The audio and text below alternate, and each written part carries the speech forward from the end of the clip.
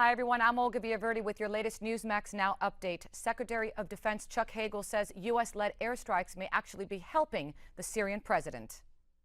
As we and the coalition go after ISIL to help the Iraqis secure their government, but also the Middle East, yes, Assad derives some benefit of that, of course. Chuck Hagel and General Martin Dempsey holding another one of those rare joint news conferences. Dempsey admitted today that coalition forces nearly lost a pivotal battle in Syria. Secretary of State John Kerry is now denying media reports that the relationship between Israel and the U.S. has reached a crisis point. Neither President Obama nor I've never heard that word around me in the White House or anywhere. I don't know who these anonymous people are. We keep getting quoted in things. But they make life much more difficult. By the way, Kerry's talking about remarks made by an unidentified White House official during an interview with The Atlantic. The quote used a derogatory remark against Prime Minister Benjamin Netanyahu. Back here at home, Harvard law professor Alan Dershowitz joined us today on Newsmax TV and says the nurse who continues to refuse to stay in isolation is only thinking about herself.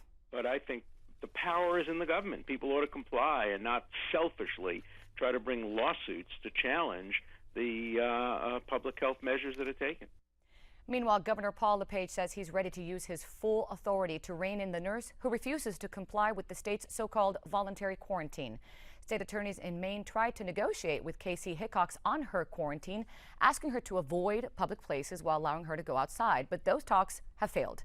Last night, she complained about her treatment by Maine health officials.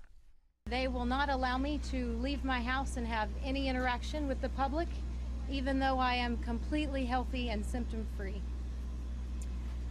I am frustrated by this fact. The nurse's incubation period and quarantine officially ends November 10th. Her actions indicate she has no intention of remaining in isolation. A town in northeastern Pennsylvania cancels their annual Halloween parade, and kids are told they can't trick-or-treat in that area. That's why police are still searching for a suspected cop killer. Eric Freen has been on the run for more than a month now.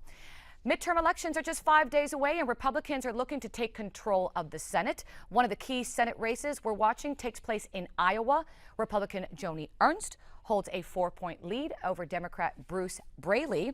And now let's take you now to Georgia. Republican David Perdue and Democrat Michelle Nunn, they're neck and neck. The latest poll shows that two candidates tied at 46%.